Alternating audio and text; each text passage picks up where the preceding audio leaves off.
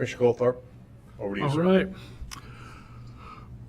Thank you very much. We beg your pardon for a little bit of a late start today. We had an executive session prior to this, but we will begin our pre-commission with question if anybody has any questions at all about the agenda that we have for today. No, I just want to say thank you to the director. I really appreciated reading through the facilities scope. That was very informative. Thank you. All right. Then without any more, we'll go into the director's report. Okay. Thank you, Mr. President. Again, Commissioners, good morning. A couple things to share with you. As you know, we are working diligently toward the end of March 31st to present two very important updates to you for your discussion. One, of course, is on the CIP initiatives that Commissioner Goldthorpe asked us to look at, and the other one is the bicycle and pedestrian performance measure update. I'm pleased to let you all know that there's great progress is moving forward on both. I had an opportunity to get a preview of where we are today on the bike and pedestrian improvement update. First off, all the subcommittees continue to meet. We have tremendous participation on this across the board, so all is going along well. What we have discovered is that there appears to be less adapted models on pedestrian level of comfort and more on bicycle level of comfort. Again, we're combining both, but it seems to be very interesting out there. We also found that the Florida model is no longer the national standard when it comes down to what we initially thought was going to be the initial standard. It no longer is.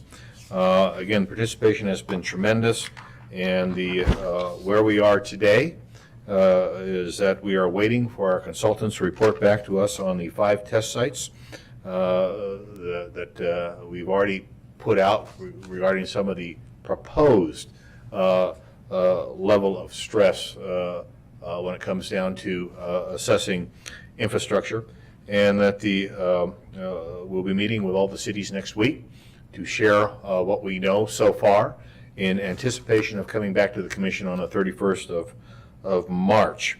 Now, again, I want to remind the Commission, and I know you all appreciate this, this is a massive undertaking. This is something that is going to take time when it's all said and done, when we present to you those initial steps going forward, because it will be a massive change in policy focus from the Commission and such, and strategies as we go forward. So we are excited about this. I just want to let you know that things are moving forward in a very positive manner, and we do have great participation from the appropriate subcommittees that you've asked us to work with, and justifiably so. Commissioners, today you'll most likely be hearing some comments on public communications from a gentleman regarding concerns of the Marathon pipeline issue that's going in. Just for your review, our team has reached out to them, and I'd like to present some things for your consideration going forward, and that the pipeline folks have collaborated closely with the Ada County Highway District to provide the information they need to ensure Philippi Street road improvements project is completed in a safe manner with regard to this pipeline. Their personnel are providing on-site oversight within 50 feet of the pipeline. They are monitoring controls in the entire pipeline network 24/7. We have highly trained experts out there from Marathon Pipeline with high-speed computers and satellite communications so that they can enabling their safe operations of this issue. Pressure changes would trigger an immediate alarm that's already set in place. So again, we are comfortable with what that group is doing. Both pipelines on Philippi Street are outfitted with valves that can be shut down remotely, as we do our operations with the camera systems here and such. And pipelines will continue normal operations for the duration of this project. So that I just want to let you know they're doing a great job in ensuring all of the operations are where they need to be. Now to Amity and Eagle and such. President, can I ask a quick question? You bet. Director, one of the things that I know this gentleman has asked for is basically because I didn't know at all, notice to everybody in the area that this exists. I think that knowledge level is important, just so people know that this is a corridor of pressurized gas main, and that we have these procedures in place so that it's not a surprise. And actually, it would then, when we successfully go through it, it would show that, okay, they can observe the safety. So is there a notice requirement to everybody in the neighborhood, the businesses and so forth who are near there about, I mean, this is obviously different than anything I've ever, it's not a water main. This is. I just had a thought. If we're going to notice a lot of people, then that every door direct mail program that we've used in the past that goes to every single deliverable address within a certain geographic area, that might be ideal for doing that. Mr. President, Commissioner Hanson, I don't have an immediate answer for you, but we'll definitely look into it. Mr. President, I have a question too. Sure. Bruce, just if your memory serves you, what other projects have we done where there's been a pressurized gas line like this? Have we done across the county in recent memory? Have there been many, like one or two, and was without incident, or? I think that's my favorite question. Mr. President, Commissioner Pickering, we have been involved with several in the past. I know that there's been, I want to say about 3, 4, maybe 5 years ago, there was a pipeline issue where the company was replacing some aged pipe. We were involved, and we were ensuring that all the right places or right things were in, but we have not been involved with a majority of these sort of things, more water and steam than this. But again, to Commissioner Hanson's recommendation, we will look into that, and I think that that's very smart for us to do. Thank you. Amity and Eagle, and Mr. President, I'm watching the clock, so you're not going to go late this time if I I'm glad to report today that we received signatures from Idaho Power, finalizing our acquisition and right-of-way entry from the Brighton Corporation. We don't expect any issues at all with Brighton. However, there are 2 remaining properties that we're still working through. That's the north end and the south corners on the that we're still working. The 2 remaining negotiations are with the Meeks family, which we've dealt with them before, and Albertsons. Albertsons has ACHC's final offer on the package, and we are following a strict timeline towards heading to a potential condemnation with the commission. We'll see how this goes out, but I want to make sure that you're absolutely briefed on this, and we will. And we are finalizing the other offer package for the Meeks parcel, and that will complete all of the required right-of-way. As you recall, when we first started this project, we did let you know that there were several pieces that we were still working through, and these are the 2 that are left. And again, we will be holding, we're hopeful that our new offer to the Meeks group will bring them a little closer to the table. We'll keep you posted on that. And as I like to say always, the world's greatest right-of-way team on the planet is working this very, very diligently. For bike lanes, commissioners, again, opportunity does always arise out of issues that we work at the Ada County Highway District. I know our staff has met with the Garden City staff, and I had this discussion last night with the mayor. Garden City has been requesting bike lanes on Garrett Street from Chinden to Marigold ever since we completed our sidewalk projects, which were very well received by the community and the city. But that was several years ago. And so we would like to accommodate Garden City on their request to look at establishing bike lanes along that avenue. However, and I need to make sure you all understand this right up front, we have looked at this close before, and we have determined internally that if this goes forward, some parking is going to have to go to the wayside. Now, as you know, parking in cities are that is a difficult decision for cities to make across the board.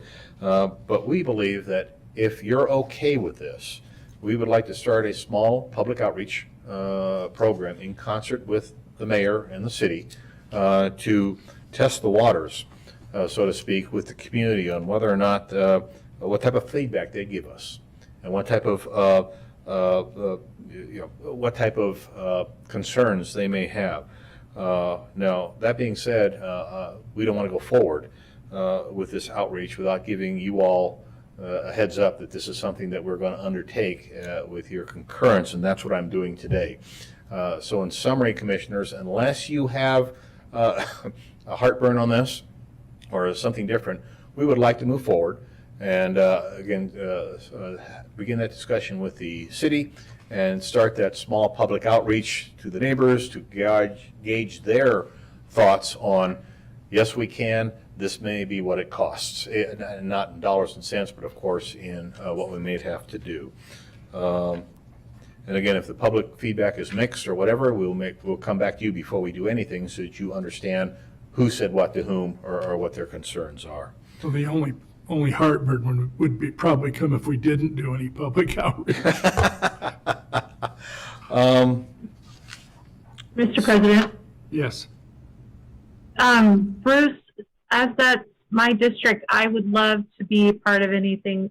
If you have those, any information or public comment opportunities, I'd love to be able to share that throughout my network for folks that are in my district out there and see if I can help with that. Mr. President, Commissioner Pickering, thank you. You were actually going to be on my list this afternoon to call, depending upon what the commission either told me to do or not to here today. But in the absence of any spears being thrown from the other four, we'll move forward as we go on this. We do have several more bills that we are watching, ACHD, your bills and such. As I think I sent out a note to all of you earlier today, the multi-use pathway one will be in front of the Senate Transportation Committee tomorrow at 1:30. We'll be there to answer any questions. Senator Dan Hertog will be leading that charge on this issue. And then finally, commissioners, I want to assure you again that we also saw that message from ITD earlier this morning. I did pulse the entire team. We have not received any type of communications yet. I have been in contact with their leadership. We are attempting to set up a discussion on that between the mayor, myself, the ITD COO, and of course Commissioner May. We're working, we're going to try to work different dates to see if we can find out, what the next steps are. Now, I want to make sure the commission understands this project is not stopped.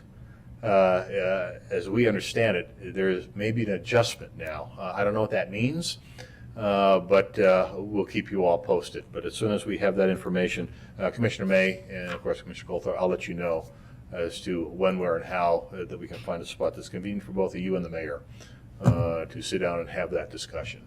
So, Mr. President, that completes my director's report for the day. I stand for any questions you might have.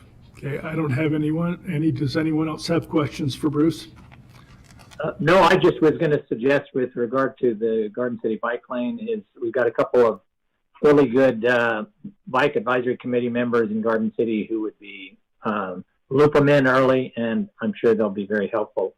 And you're welcome to pass on to ITD. I think that was wise. At least this commissioner personally thinks that was wise, that they're rethinking it might have some short-term costs, but it'll have long-term benefits. Thank you. Well, we've got about 2 minutes, a minute and a half, so enjoy.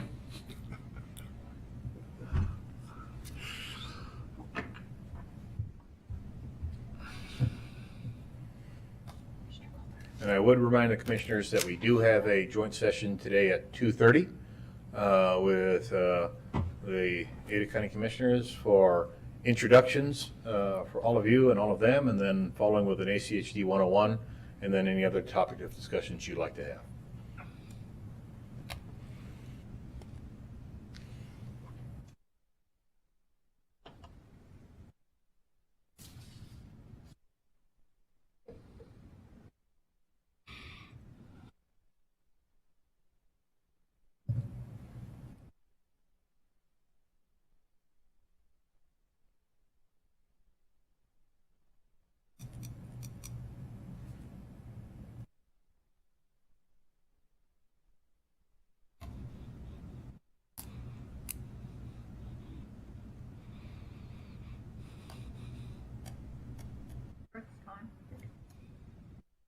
Mr. President, Commissioners, it's now 12 o'clock. Thank you. I'd like to welcome everyone to our ACHD Commission meeting today, and we will begin as usual with the Pledge of Allegiance. I Pledge allegiance to the flag of the United States of America and to the republic for which it stands, one nation, under God, indivisible, with liberty.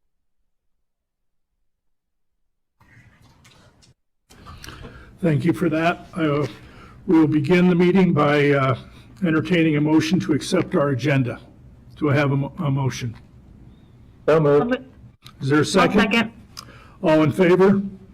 Aye. Aye. Good. I was worried there for a minute. Any opposed? Okay. Then we will go to the consent agenda then. And consent agenda items, as you know, are considered to be routine and will be enacted by one motion. There will be no separate discussion on any items unless a citizen or commissioner so requests, in which case we'll move that item from the consent to the regular agenda. All consent agenda items are commission action items unless noted. Do I have a motion to accept the consent agenda? Mr. President, I move we accept the consent agenda as presented. Any second? Second. Thank you. I'll second it. All in favor? Aye. Aye. Aye. Any opposed? Okay, then we'll go into the regular agenda, and the first item on the regular agenda is a resolution, 2341, which is an official proclamation of the 50th anniversary of the Ada County Highway District.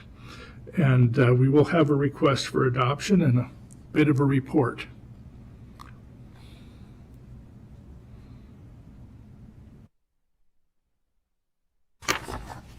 Thank you, Mr. President, Commissioners. Again, in celebration of this year and the Ada County Highway District's 50th anniversary, we have prepared a draft resolution to go to the governor, a proclamation to go to the governor, which Senator Winder has said he would carry if you approve it, and then also to the Ada County Commissioners and such for your review. We think this would be just absolutely tremendous in celebrating this great milestone that this great team has accomplished. So with that, we've produced, the General Counsel has produced enough whereases on this to ensure that it gets the proper attention of the legislature and, of course, the governor. Steve, did I get that correct? Thank you. But no wherefores.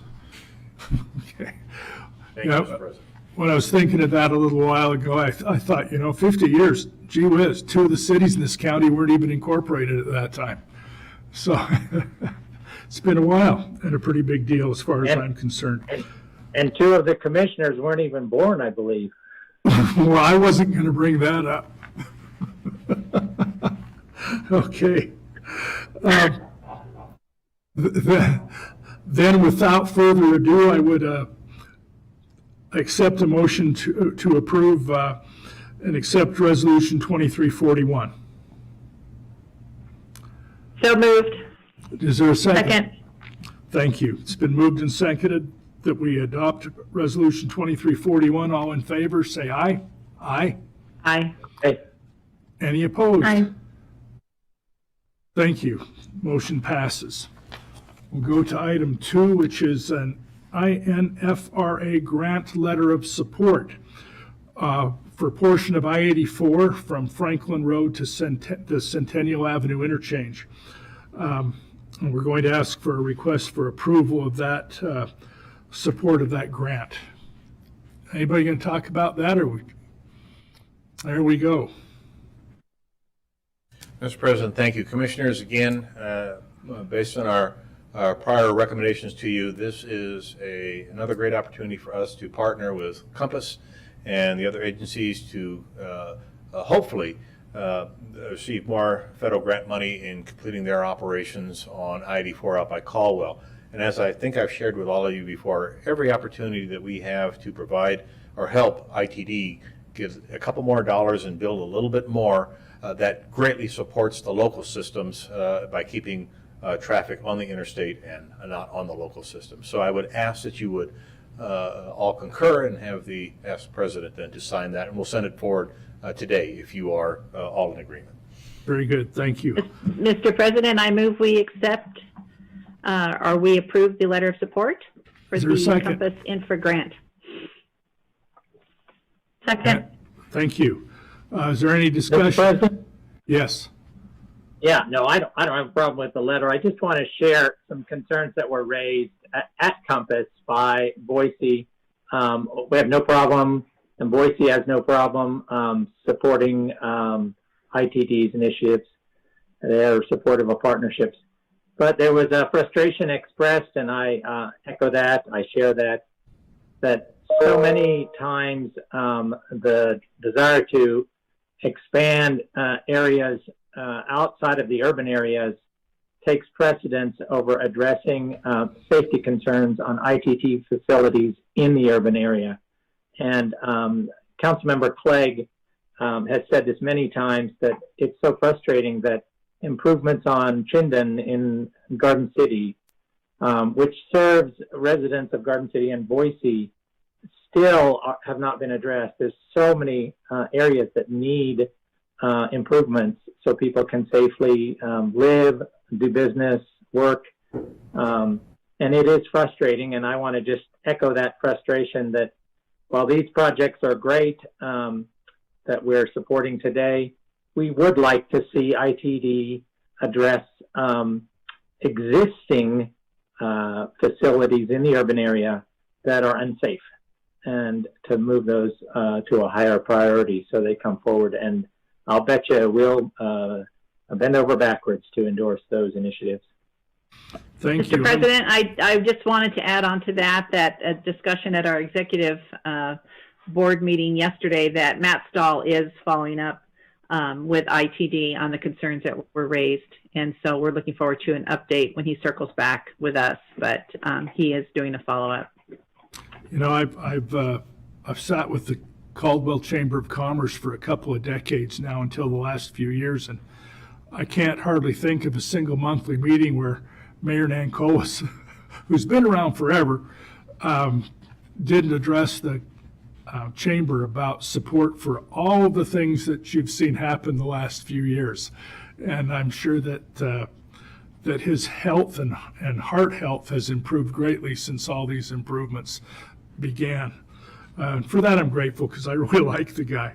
Anyway, so a request for approval. We have a motion to approve we do have the motion, and we have a second. So all in favor? Aye. Aye. Aye. Any opposed? Good, then I'll sign the letter. Number 3 is the professional service agreement for Maple Grove, Amity to Victory Road. And I appreciate the fact that it was asked to be removed from the consent agenda, because I think it's worth discussing. So Cody, he's the project manager, and he's going to talk about this for a bit. And I know there will be questions. Thank you, Commissioner Goldthorpe. For the record, Cody Homan. I'm the project manager for the Maple Grove Road, Amity Road to Victory Road widening project. And today I'm giving you a quick presentation for the decision briefing for the professional services agreement for the design of this project.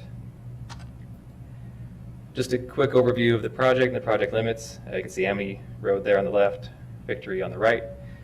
In the area, we have multiple elementary schools, a junior high school, a high school, and I did call out a future large regional park that we don't know quite yet when it's going to be built, but it's definitely in City of Boise's plans. Then to zoom out a little bit, a wider view to the south, just to show recent and then future projected development, as well as a future bridge at the south end of Maple Grove to cross the canal so that the roadway can continue south into the county. The need for this project is to increase the capacity for future traffic in accordance with the 2020 Capital Improvements Plan. This is a segment that has been identified in the CAP as a current deficiency that should be widened from 2 lanes to 5 lanes. It's also shown as 5 lanes on the master street map. This project will also connect and add pedestrian and bicycle facilities as part of the bike master plan to connect all of those schools, knowing there's a lot of kids in the area. Excuse me, we do plan to install 10-foot multi-use pathways on both sides of Maple Grove, as well as adding pedestrian hybrid beacons in 2 locations, one at Pineapple Drive and one at Wright Street. Pineapple Drive is where that future park will likely have access, and that crossing can be improved in the future. Cody, Yes. don't mean to interrupt you, but it's kind of like Moscow, Idaho. That's Bean Apple. Right, thank you. Bean apple. Appreciate it. This project was approved by the Commission and adopted with the 21 to 22 Integrated 5-Work Plan on August 19th, 2020. And we wanted to point out this is the number 2 priority for 2021 for the Ada County, which included a request for 5 lanes. Also noting that their number 1 priority was the Amity Maple Grove intersection, which this project will be built with, and also the widening to the south from Lake Hazel to Amity. And it was City of Boise's number 12 priority, also requesting 5 lanes. The kind of general timeline we have is to start design, which will go into fiscal year 22, then start right away in 22, carries into fiscal year 23, with construction in fiscal year 24. And the staff recommendation, is to approve and sign this agreement and proceed with the project. Thank you, Cody. I hope you're ready for some comments and questions because they're about to begin. So we have some comments or questions for Cody. Mr. President, I'll wait until after. If I understand Boise City has something to say, and there may be others. Mr. President, I have a couple questions. Yes. First of all, thank you, Mr. President, for allowing us to move this off of the consent agenda. This is my first time with something like this, so I really appreciated the presentation, Cody. This answered a couple of my questions. Could you go back to the slide? I think you had it listed as like the county priority. That one, perfect. So my first question, I think, so you were saying that it was planned and approved in August of 2020.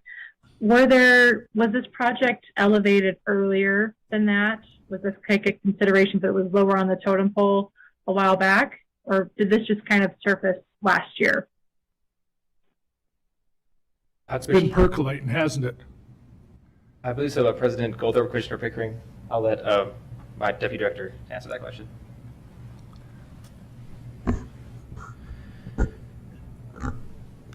Mr. President, Commissioner Pickering, for the record, my name is Justin Lucas. I'm the Deputy Director of Planning and Project Management here at the Highway District. This widening of Maple Grove has been on the books for many years.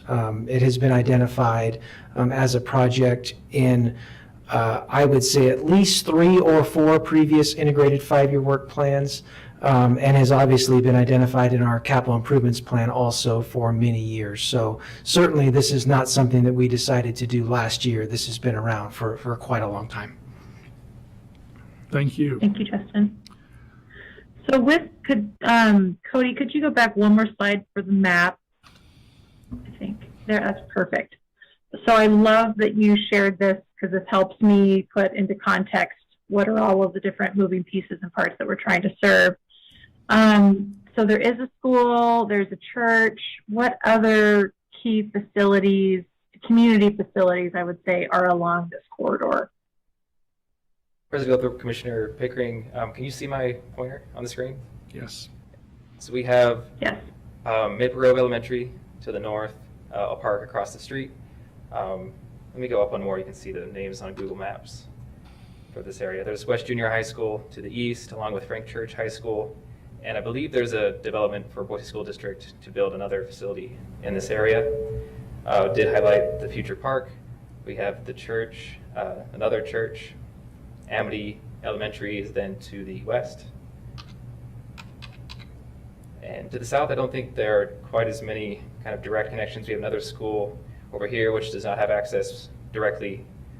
You can get there from Desert. But really a lot of what this widening will provide for is the future development to the south. Got it. So is it too early in this process? So we don't know yet.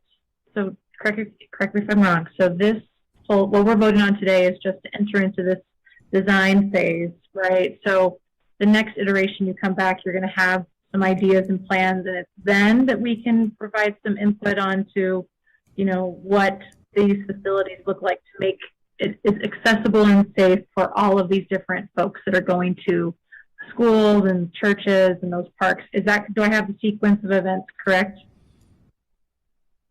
President Goldthorpe, Commissioner Pickering, that's correct. This decision is to approve the design contract, just to start design. We plan to have 2 public involvement meetings with the project, and which will include exhibits showing the bike and ped facility connections and the road layout. Perfect. And have we ever done detached multi-use paths with a 10-foot wide path? Have we ever done those, or are they going to be, have they typically been on street in earlier renditions of something like this? President Goldthorpe, Commissioner Pickering. For the most part, I'm not aware of anything we've done recently. There's the Eagle Road Amity to Victory project that has 10-foot pathways on both sides, and we have multiple projects in design that are looking at that option. Yes, Commissioner Pickering, that is one particular concept that has gained a great amount of traction just during the last couple of years for really good reason. And with regards to this particular project, one of the reasons that that's probably so important to go forward with is because of the proximity of the schools and what is going to come someday when whatever freezes over as far as that regional park goes, because that's been in the plan forever, and it's just been a matter of finance to make that happen. And when that happens, that will be an attraction like you won't believe.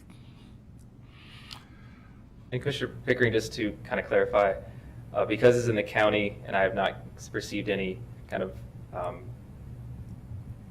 request from the city to do a cost share, it's most likely to be kind of attached pathway with a 3-foot concrete buffer and then 10-foot pathway. That's what we did design on Eagle Road, but that also could change based on public involvement and commission input. Thank you. And then last question, with projects like this, obviously we're paying a pretty penny to make this work, and it seems like a much needed project, and it's been ruminated for a long time. I'm just really curious in these next phases, if there's any consideration for how much it's going to cost to maintain this kind of widening. And if that's obviously not part of this design and this piece, but are there, I mean, while you're here today, I guess, but I'm just curious if there's considerations for how much it's going to cost to maintain it, and if those numbers can be made available, and if there are any efficiencies that we can make in this design to make it as cost effective in maintaining it, that'd be great. Mr. President, Commissioner Pickering, thanks for that question. And this comes up quite often about, are we taking into account, future costs and maintenance costs and efficiencies? The answer is yes. When we do our analysis for the strategic plan and the CIP, we take future maintenance costs across the highway district into account as we perform those calculations. Thank you, Justin. Justin, I have a question, and then I have a question. I know Jim wants to go. He's chafing at the bit. But are we going to be able to look at more than one option for the widening of this? And what I mean by that is, instead of absolutely the default for a 5-lane, can we take to the public an enhanced 3-lane concept as well? Mr. President, Commissioners, the design contract in front of you today anticipates a 5-lane cross-section as per the CIP and the adopted integrated 5-year work plan. We would not typically take out a 3-lane cross-section at the same time. We are building this per the plans that have been adopted, by the highway district. And that is probably one of the things that I am most grateful for with regards to the fact that this was brought to us at this stage and taken off the consent agenda at this stage, because we'll never have a better opportunity than today to ask for that. And I think that that may be what's coming in the next few questions. Director Wong?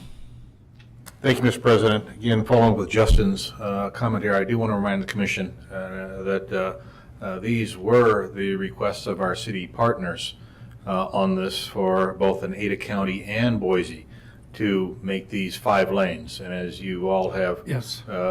worked with them in the past, it may, I'll just leave it at that. That was Boise's and Ada County's specific request to us for 5 lanes. Now, with the permission and concurrence of the rest of the commission, I know we have somebody from Boise. I believe it's Elaine Clegg. Yes. And she's here, I believe, to address this, and so it might be a good time to give her a few minutes right now with your approval. Take it away, Elaine. Thank you, President Goldthorpe. Elaine Clegg, City of Boise, City Council President, 1011 North 12th Street, Boise, Idaho. I appreciate the opportunity to be here today. Well, it is true that this has been in your integrated work plan for some time as a 5-lane facility. There's also been a lot of discussion over the years during that time about whether or not 5 lanes on every market section mile road in the Southwest was financially the best way to go, or from a movement standpoint, the best way to go. If ever there was a road within this section that maybe is a little bit different in terms of hierarchy, I believe it would be Maple Grove. It ends at Lake Hazel. It doesn't go beyond that. The section between Victory and Lake Hazel is today occupied mostly by relatively low-density residential. There are indeed a lot of uses along it, many of which will require people on foot and bike, and a 5-lane section, as we all know, is daunting for many people on foot and bike to cross. And so it's also true that the city of Boise has never objected to that 5-lane, but frankly, from my point of view, I didn't know it was going to move this quickly right now. And as Commissioner Goldthorpe well knows, as well as Commissioner Hanson, I've long advocated that we look at the entire Southwest and understand if 5 lanes is needed on every one of these sections or not, or if you could create the same movement, meet the same movement needs with an enhanced 3-lane section and roundabouts at the primary corners, so that, as we know, roundabouts are very efficient at moving traffic, especially 1-lane roundabouts, and the enhanced 3-lane would allow for very enhanced bicycle pedestrian facilities. I realize it's late in the game. I frankly found out about this yesterday. If I had known sooner, I certainly would have spoken up sooner. Like I said, it's true that we have essentially said, yeah, these things are on your list. Go ahead, move forward with your list. But I would ask if it's at all possible to consider both for cost, for long-term maintenance, and for long-term best movement of people, that you look at whether or not a standard 5-lane facility on every section in the Southwest is actually in your best interest or ours. And I stand willing to work as hard as necessary to help you with outreach and let the people out there comment and let them help you decide if this is the best way. And I would ask, if I recognize you're going to go forward with this, I would ask that you at least consider looking at the design of it as you do go forward. recognizing that it's not just in Boise that you're facing this now. Out in Meridian, out in Cuna, if you do 5 lanes on every single one of those mile roads, the cost over time to the district, the cost in maintenance, the cost in safety to pedestrians and bicyclists for the people living around these is something I think we should consider. I'm not going to be able to stay today. Like I say, I found out about this last night. I'm already half an hour late to another meeting I had already agreed to. I hope you'll consider my comment. I'm sorry I didn't know sooner. And I do recognize that in theory, the city of Boise has blessed going forward with these, but I think those of you who've been around also know that we've often voiced a wish to look at the design of them as you go forward. I thank you for your time. Thank you, President Goldthorpe, for allowing me to go forward now. I appreciate it. You're welcome, and thank you. Mr. President. Yes, and Bruce? Mr. President, if I could make a recommendation Yes. at this point. 2 things. Of course, the commission has a lot of flexibility. Yes. What I would recommend, based on Councilwoman Clegg's comments right there, if the commission would defer any decision at all on this for maybe 2 or 3 weeks, so that the city of Boise can review their request for 5 lanes, and if there is a city leadership change in that, that might be very helpful for the commission. I've already talked to our team right here. 3 weeks we can work on this, and I believe that would give them enough time to do the proper noticing and that sort of stuff. But again, in support of Councilwoman Clegg's concerns as the leader of the city, that would be my recommendation for the commission at this point in time. And I would remind the commission that that's about the time we're going to be discussing some CIP modifications. And I had that in the back of my mind, Mr. No kidding. All right. Mr. President.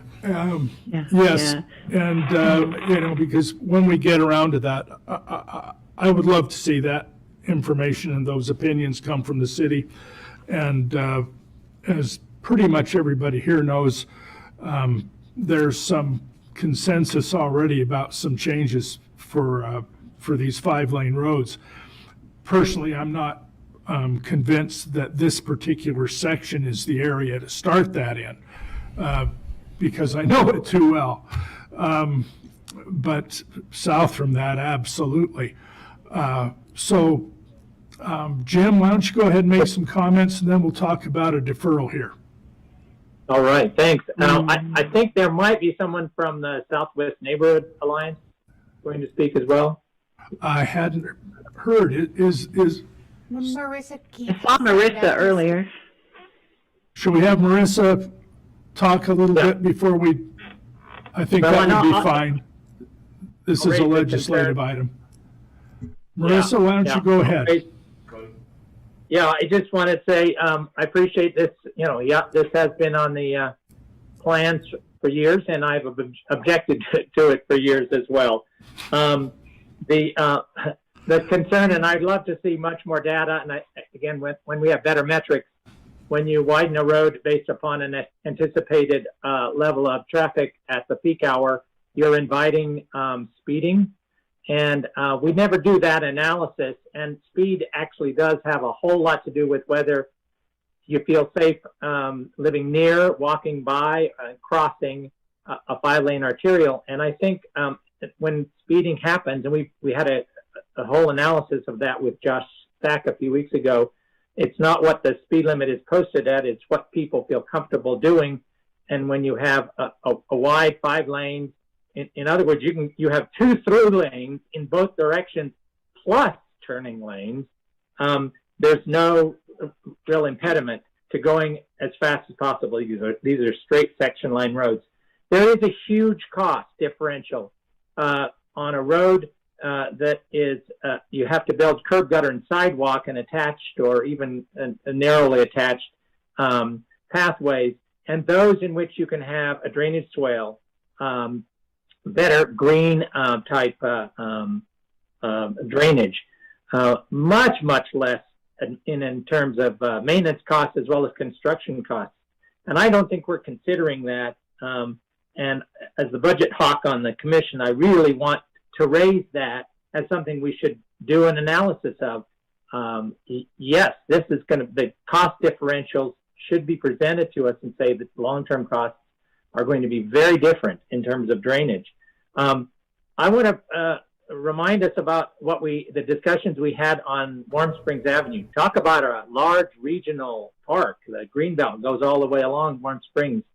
We have limited that. It was originally on. It took a huge amount of effort, a lot of work by the neighborhood, by the city, by a few commissioners to finally get the master street map consistent with it. But fortunately, we didn't come forward with insisting on going ahead with designs and starting to lock in contracts for designs for 5 lanes on that.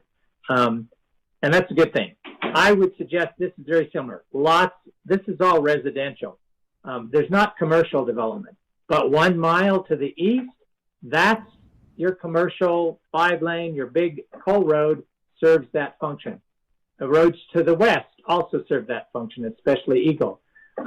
If you look at the map, this is purely residential, and the kind of new development that's going to come in is actually around parks, schools, places you want people to walk to, not to drive to. So for all of those purposes, and for the reasons I think the director stated and Council Member Clegg stated, not only will we be re-looking at some of these automated sort of 5-laners in the future, but we'll also start to be using metrics, so we know the trade-offs.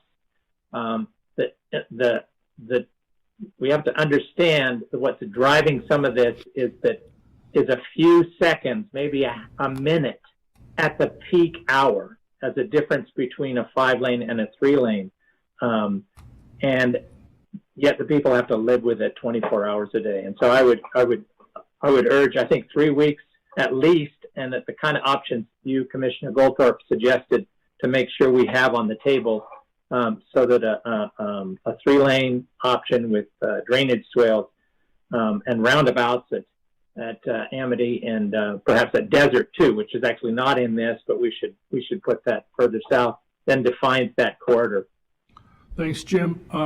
Mr. President? Yes. I just wanted to voice my support with the deferral of this for 3 weeks, since staff has indicated that's not going to be too impactful, and then that gives the city an opportunity to weigh in, and then we can take their comments into consideration. So when the time is right, I'd be happy to make that motion. Thank you. Well, because of all that, I'm not gonna give my 2 bits today because I hate redundancy and repeating myself. So, Bruce, is it okay if we go ahead and have that motion now? Mr. President, I defer to your leadership on this. Okay, well, Mary, go ahead. We have someone want to testify from. Oh, wait, I'm sorry. Marissa wanted to have some words. After Marissa. Marissa, Yeah. would you forgive me?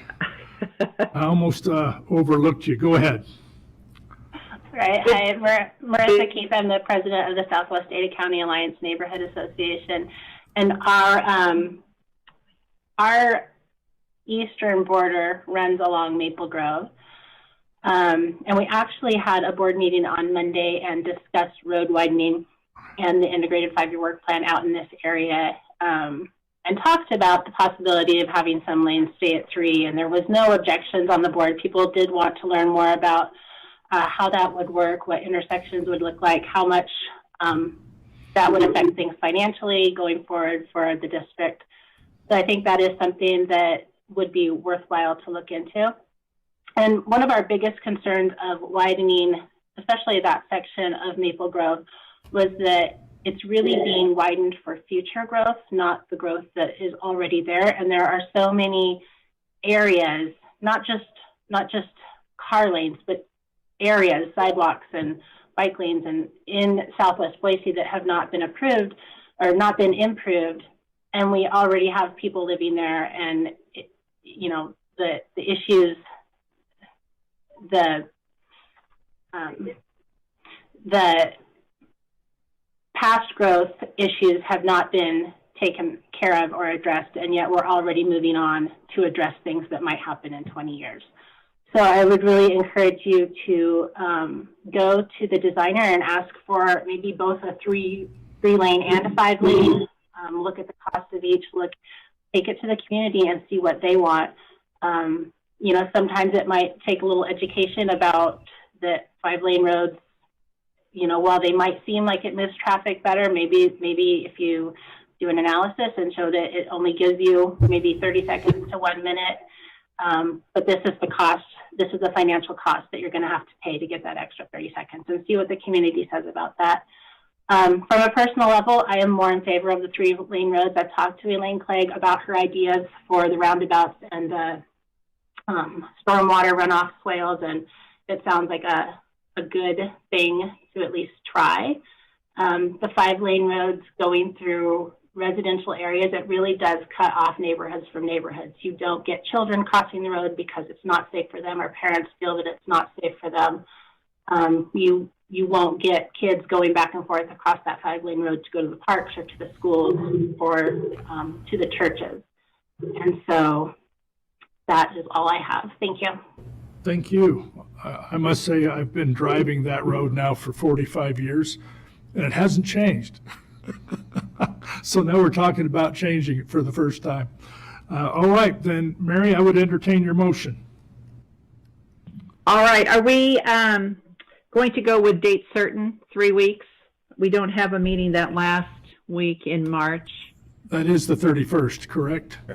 Right, so- Mr. President, if I could, if you could just remand it back to staff, and then we'll make sure you have plenty of time, notice when we are ready to do this, and it'd be in conjunction with our staff's coordination with Boise staff, so that they can get it on their agendas, and the council and the mayor would have ample opportunity Even to better. take a look at that.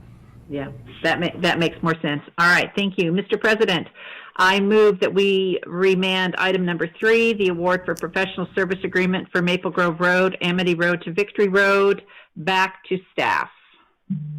Is there a second? Second. Is there any more discussion? Then all in favor, aye. Aye. Aye. Aye. Any opposed? Then that motion carries. Thank you very much. That ends our regular agenda. We have one more item, which is public communications. Stacy? Mr. Jacob Armstrong would like to address the commission. As expected. Mr. Armstrong, are you there? I am. Can you hear me, Mr. Commissioner? Yes, I can. We've had some President. discussion about your letter, and we're all concerned, as you are. And I know we've all read the letter several times at least. So if you could fill us in on that and some more information, we'd appreciate it. Okay, thank you for that. I will paraphrase. I was reading from the letter. My name is Jake Armstrong. I'm living on the section Philippi Street that's being improved. I'm a professional engineer. I'm licensed in the state of Idaho. My degrees and training are in chemical engineering, and I'm an expert in process hazard analysis. I've worked in gas and chemical for 14 years. I have some concerns with the Marathon fuel lines running down Philippi Street. They deliver jet fuel, diesel fuel, and unleaded fuel. These lines are pressurized with liquid fuel. The closest shutoff is at the Boise stage stop, which is a 20-minute drive on the interstate. That is a manual valve that has to be closed. If those lines are broken during construction, there could be fires, loss of property, loss of life, the environmental impacts aside. I think there are several responsibilities being overlooked with respect to this project. First and foremost, I think we have a responsibility to inform the citizens of this risk.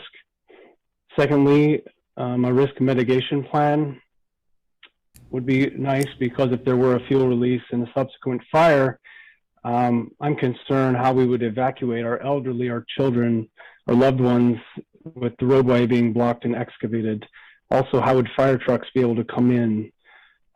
Lastly, I really feel we need to minimize the number of times we take this risk. Specifically, I've asked that we fund and install a main water supply line under the roadway as part of this work. We are on wells, and we do not have Suez water in the section that is being excavated.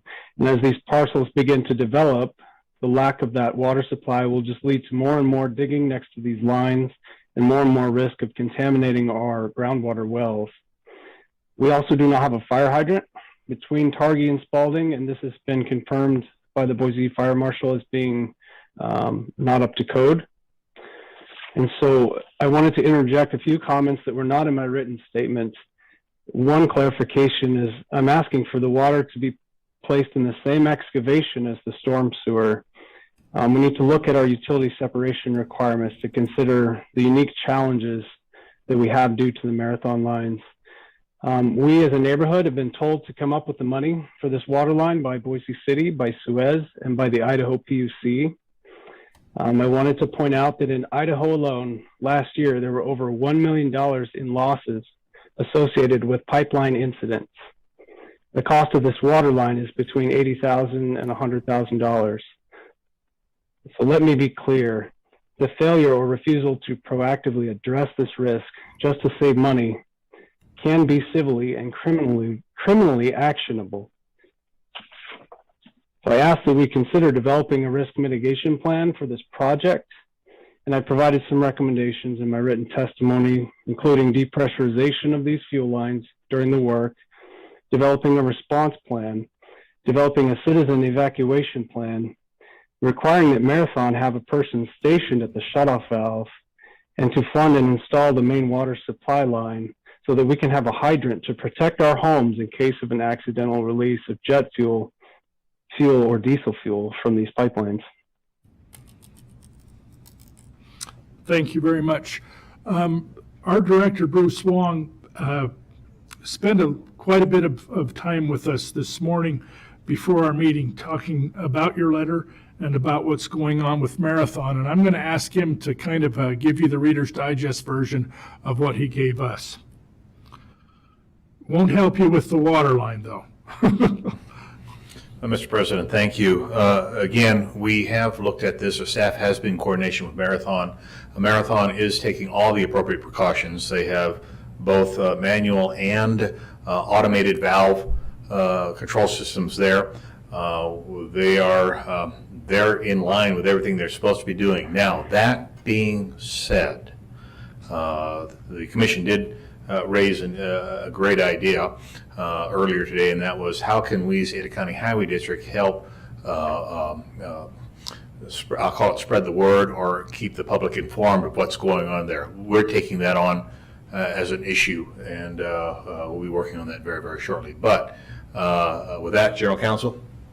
Yes, sir, Mr. Armstrong, we did pretty much decide on that earlier today, but that should more than adequately address your concern about the public's knowledge. I used to live out there myself, so I'm pretty familiar with the neighborhood. And Steve? Thank you, Mr. President, Commissioners. Steve Price for the record. Could I ask? Would like you to know that this isn't our first pipeline. We do a lot of these over time. We've, in the past, been intimately involved. But I will tell you with my research on this issue is that this industry is heavily regulated. The federal rules require an extraordinary level of regulation for safety precautions, and we've never had a problem with Marathon adhering to those. So it isn't like just a utility going out there. These are professionals. They do it a lot, and the federal law ensures that any working on a pipeline is done in a safe manner. I believe you had another comment, Jake? Or was that you? I did. Okay. It was. Thank you. I wanted to respond to Director Wong's comment. I believe the nearest automatic shutoff is in Twin Falls. Okay, so we do have automatic shutoff, but if we broke the line on Philippi Street, all the fuel between Boise and Twin Falls would be leaking and depressurizing into our neighborhood. And I believe that's correct. I've spoken with Marathon in depth about this. I do understand that they have safety in mind, but these are very heavy risks. Thank you. Really appreciate the letter. and your message has been heard, and some actions are in the mail as far as what your concerns were. Mr. President? That's, yes, Jim? Yeah, I just want to thank you, Mr. Armstrong. That's very helpful. We're just citizens on this commission. We don't, well, sometimes it takes something like this to bring this to our attention. And I appreciate that the director will come back with us and will be presenting to us. I would ask, Mr. President, that be at a public meeting where we can also discuss it. We'll bring back the safety plan with the notice requirements to what the neighbor notice for the neighbors. The other issue which the commission has dealt with and asked for changes, and we've changed policy the number of times we have to dig up a street, and that's mostly from the standpoint of just inconvenience.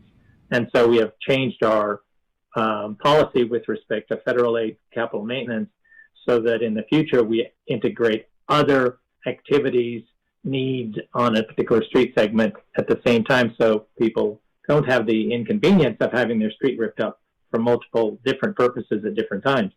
I would ask, Mr. President, we come back and also find out whether we can't do that with respect to Boise and their plans on water improvements, because while it wouldn't be ACHD which would initiate digging up the road again, it would be whatever is needed for water service, and then maybe we can accelerate the policy change with respect to that. And I'd like to have that reported back to the commission as well, whether we can work with Boise. It's frightening to think about. Sometimes it's not too. I appreciate your comment, Jake, Mr. Armstrong. Sometimes it doesn't give me too much comfort to know that there's many government agencies working on things, because I need to know how well they're working together. So thank you very much. Thank you for coming forward. And we'll get that report again in another director's report, if that's okay. That's how we'll start. Mary? Mr. President? Oh, yes. It's Alexis. Could somebody just explain, I understand the Suez piece, but with the fire hydrant, can somebody explain to me, similar to like what Jim's comment was, what would it take to communicate with the city and bring in, obviously I know it's not our role, but what can we do to expedite that fire hydrant? That seems really concerning to me from a lot of different factors. Well, I don't think there's anything we can do to expedite it because, again, it's a city project. But here comes Steve. Mr. President, Commissioner Pickering, it's actually a really good point. We can, as part of the project, I think it would be worth for the commission to write the city noting the concern and ask for some coordination to try and get that done. There you go. So Thank you, Steve. I get to sign another letter. That's all right. Mary, did you have any comment? No, just to thank him. Thank you, Jake, for bringing this to our attention. And I think that's a solid plan, and I would definitely support writing a letter and see if we can get something going on this and address these very critical issues. So, for not being able to get anything decided in a public communications item, I think we got something decided, which is okay. Lots of communication. I hope you don't mind, Mr. Armstrong, if you forward that to the city council members. I think they would benefit from your analysis. I don't mind at all, Jim. Mr. Hanson, I've spoken with Marianne Jordan in the past at length, Elaine Clegg, and at length. This discussion has been ongoing for a while now, so I'm glad to see some traction. So thank you. All righty. Are there any other people signed up for any public communications? There are not, so in that case, I'll call the meeting adjourned. We do have a post-committee commission agenda. Bruce, you had something there? You look okay. He just looked eager to talk. So we've got two items on our post-commission agenda. The first is to hear from Mr. Alan Hodges, who's the executive director. Is that the right term, Alan? The Idaho Truckers Association? President, CEO. President and CEO. That's even better. Okay, he's got a presentation for us today, a little bit about, among other things, the impact of the trucks on our economy and other things. Alan, take it away. No, Mr. President, if I Just a could. second. Commissioners, again, good afternoon. I would like to have the opportunity and honor to introduce Alan Hodges to all of you, as Commissioner Goldthorpe has already indicated. The director and I and the general counsel had the opportunity, I think about 3 or 4 weeks ago, to sit down and have a great discussion on common goals. And I found Mr. Allen to be very supportive on those sort of things, and so I did ask him at his request to come to the commission and give you an update and a briefing on what the truckers do, who they are, and some of the challenges they also face. But I do believe that we have an opportunity to gain another partner in operations when it comes down to funding for infrastructure here at the district, and of course across all of Idaho, which is Alan's focus also. So with that, Mr. Hodges, over to you, please. Thank you, Director Juan, and thank you for meeting with us a few weeks ago, and thank you, Commissioner Goldthorpe, for letting me speak today. The Idaho Trucking Association has been in existence since 1937 and is an affiliate with the National American Trucking Association, which supports trucking at the federal level and supports the state associations. Trucking in Idaho employs over 38,000 people, which relates to 1 in 16 jobs in the state. In the U.S., trucking moves over 70% of all goods. The remainder is split by air, train, and water transport. In Idaho, our communities depend on 72% of their goods delivered by trucks. Trucking is not a high profit margin business. In fact, it's less than 10%. Since COVID-19 struck last year, over 200,000 trucking companies have gone out of business. Despite that, trucking rose to the occasion and kept our stores supplied in goods. As soon as the manufacturer had goods ready to deliver, some of the ITA members are currently delivering the COVID-19 vaccine. The 4 highest costs in trucking are drivers, fuel, tires, and insurance. While Idaho has some great tort laws, many states do not. This affects Idaho-based companies because they truck out of state, and insurance rates have started putting trucking companies out of business due to what they call nuclear judgments in the industry. There have been significant increase in settlements that are starting to cripple the industry. In the state of Idaho, trucking pays 41% of all taxes owed by Idaho motorists, and trucks only represent 12% of the miles traveled in the state. A truck that is registered for 80,000 pounds, which is the most common weight, pays $17,426 in state and federal highway user fees each year. A 129,000 pound truckload, you can add an additional $5,000 weight fee. Trucks that are above the 80,000 require more fees. Idaho is the 5th highest in the nation on truck registration fees. Idaho is higher than a lot of our neighbors, including California. A truck averages about 6 miles per gallon with current emission equipment installed on them. So a passenger car that is traveling on an Ada Highway District road that gets 25 miles a gallon is paying 58 cents in fuel tax for that 25 miles driven. You take the same truck and it's paying over $2.32 for the same 25 miles traveled on an Ada Highway District road. Trucking businesses pay more taxes. You take a small business that opens a vitamin store in an existing building, they will pay a business tax and a property tax. Now you travel 2 miles down the road and there's a warehouse business. They pay business tax, property tax, and also over $17,000 in fees and taxes each year for each truck they own to ship goods in and out. The Idaho Trucking Association has always supported good roads. Without good roads, the cost of repairing trucks and trailers increases. In the past, the ITA has been supportive of fuel tax increases, and last session, the ITA finally got through a dyed diesel law. There has been a lot of tax evasion in the state of Idaho using dyed diesel, which is not taxed. The ITA inserted in the law that all fines go to the road fund. Today, trucks are safer than ever. Some of them come standard with automatic braking when there is a detection of something in front of the truck ahead. They also have radar now that informs the driver of vehicles ahead and on the sides of the trucks, which also includes cameras to help the driver be safer. We facilitate safety meetings for the industry, and we work with other associations, one of those being the Idaho Walk Bike Alliance. A little over a year ago, they invited us to participate in the annual Policy Transportation Conference, which I gave a speech to their group, and how trucks and bicyclists can coexist. The ITA also does outreach with high school students through the Idaho FFA and introduces them to trucking and also the safety of driving on the road.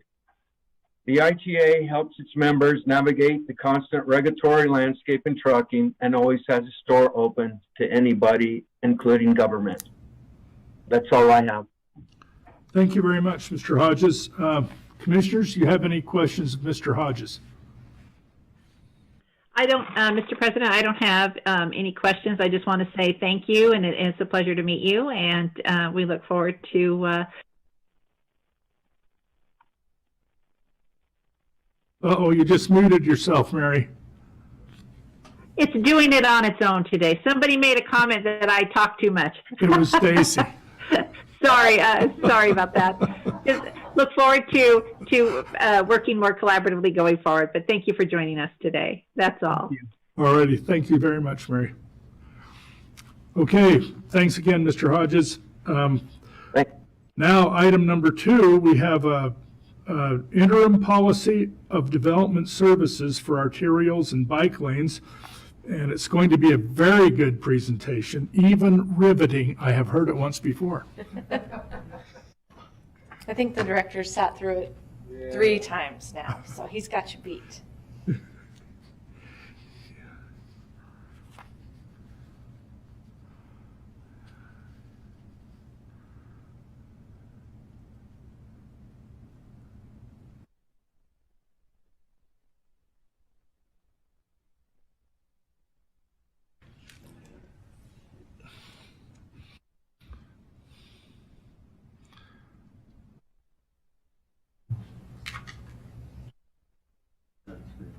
Oh, that's right.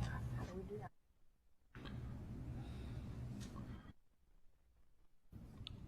By the way, commissioners, the commercial developers accepted this very well. They did.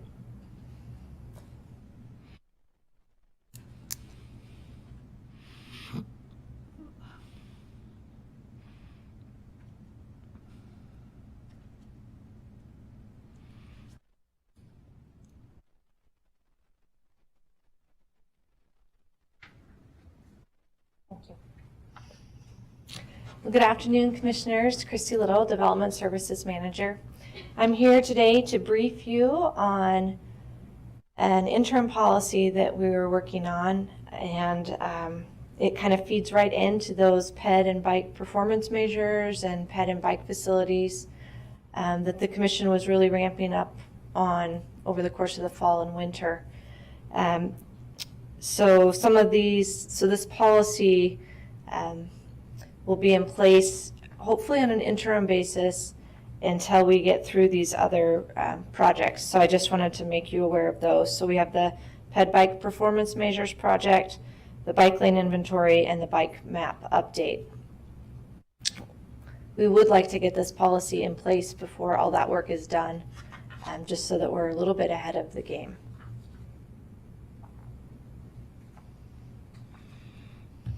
So here's the what. Staff is proposing to modify conditions for arterial roadways in the development policy manual. We currently require that an applicant, a developer along an arterial, they're required to widen the pavement to 17 feet from center line. If there's already that width, they don't have to do any additional pavement.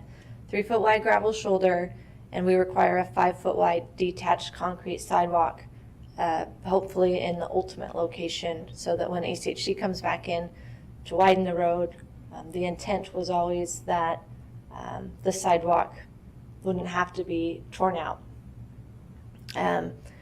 Additionally, from the beginning, that 3-foot wide gravel shoulder wasn't meant to be a bike lane. Some people confuse it as that when we have the fog line and the gravel shoulder and then the sidewalk. But that was really just kind of a refuge area. So what we are proposing then is to just make it a little easier, just have a minimum 24 feet of pavement total for whatever the roadway is, 3-foot wide gravel shoulders, and 12-foot wide detached asphalt pathway.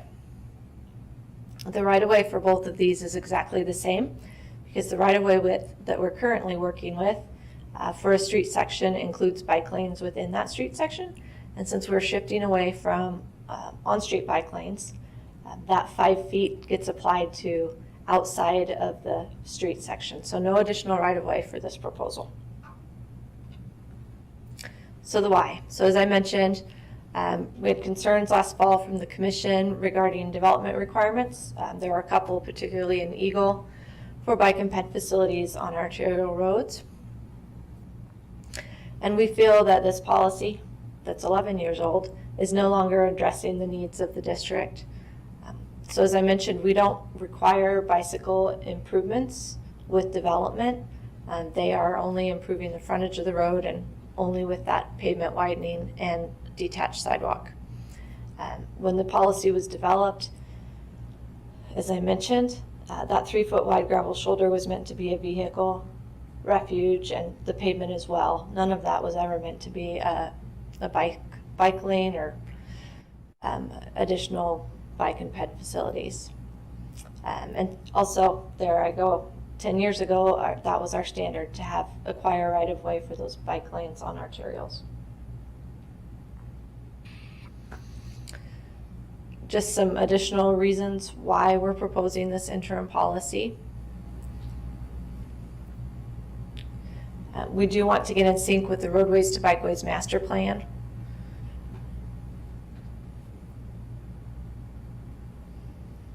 And then in the good discussion with the Commercial Developers Advisory Committee was about throwaway costs.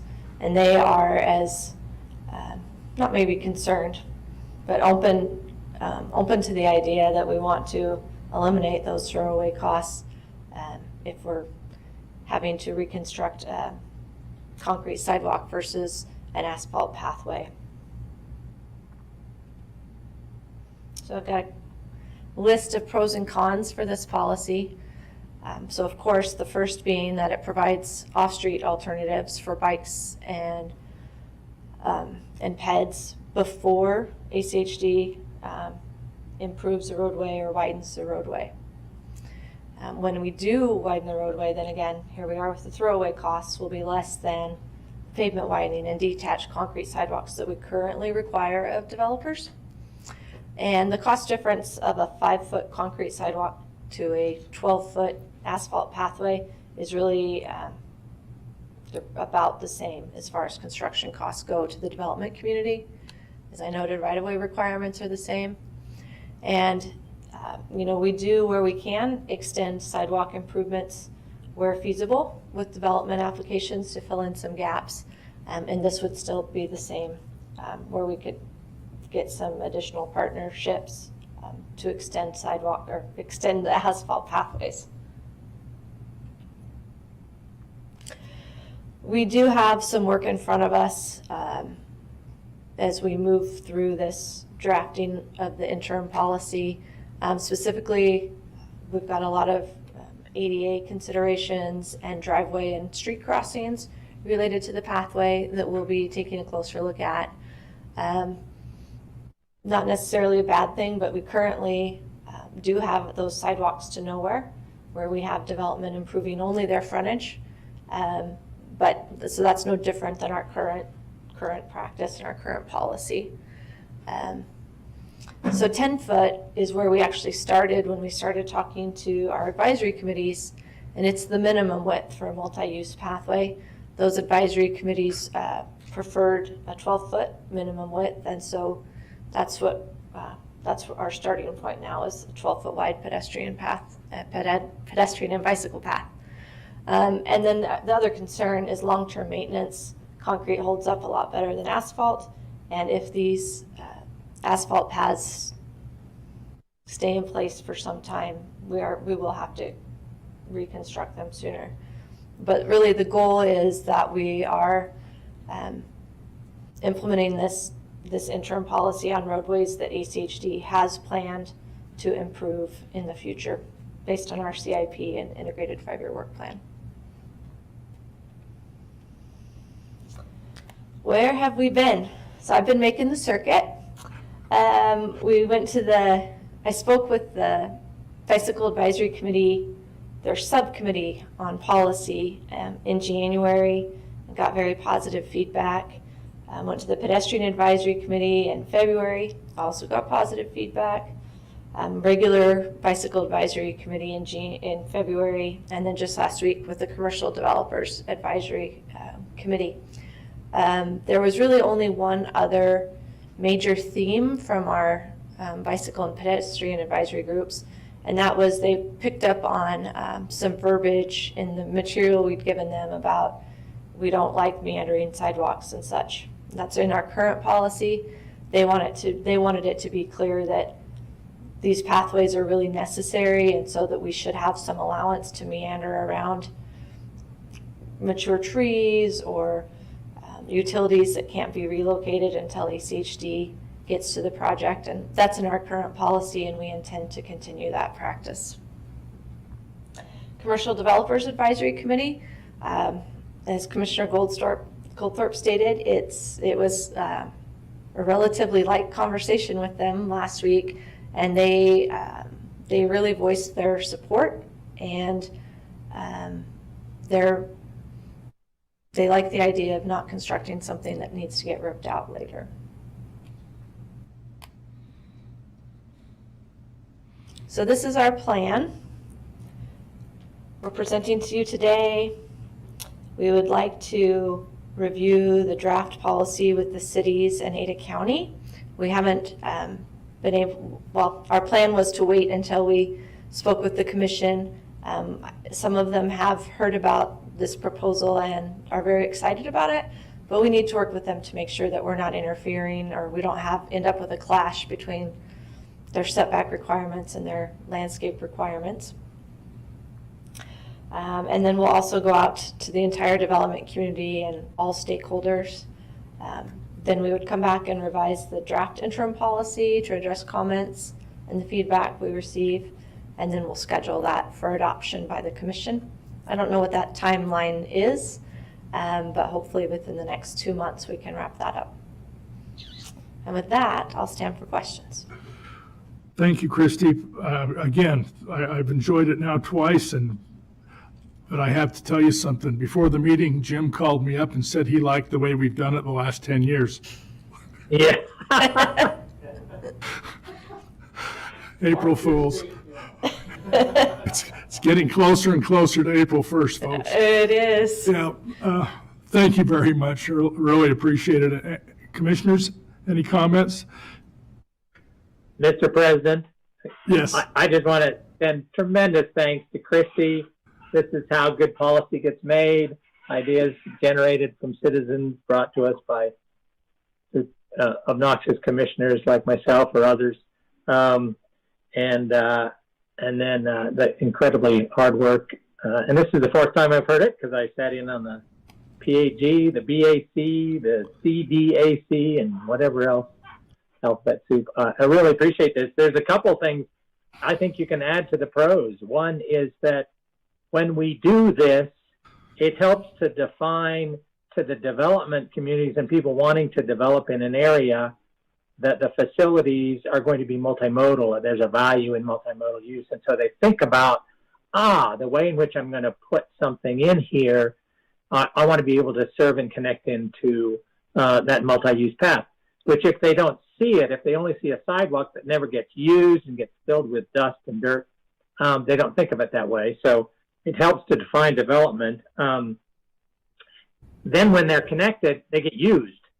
Because one of the things in our old policy is that we make people build sidewalks, and even when they're connected, they don't feel safe, and so they don't get used. And that's the biggest complaint we get is, why are you building things people don't feel safe using? And I suspect that the commercial developers understand that the cost of concrete being so much more than asphalt that actually it's probably, even though it's wider, it probably is a lot less. And I think the environmental costs too, because the production of concrete does create environmental costs, especially concrete that you have to produce and then potentially rip up. So those are some more pros that you might add to the presentation. Thank you. Mr. President, Yes. thank you so much for this presentation. And I just, you know, a lot of things happened in 10 years. So I'm just really grateful that you guys are all looking at this and you went through the committees and got their feedback. I would echo their sentiments on the 12-foot wide pathways. It's much better practice than 10, so that's great. I'm so glad to hear that you incorporated that. And yeah, just looking forward to learning more and seeing the draft next and later on, I guess. Yes, thank you. Mary, anything? Just thank you, Christy. I've heard this before as well, and good work. Look forward to hearing the feedback that you get and having you come back and share it with us. But thank you. Thank you very much, Christy. Thank you. Much appreciated. All right. We don't have anything left on our, by way of work sessions, so I will declare this meeting adjourned. 2:30 for joint meetings. Thank you. 2:30. That's right. 2:30 for the meeting with the commission.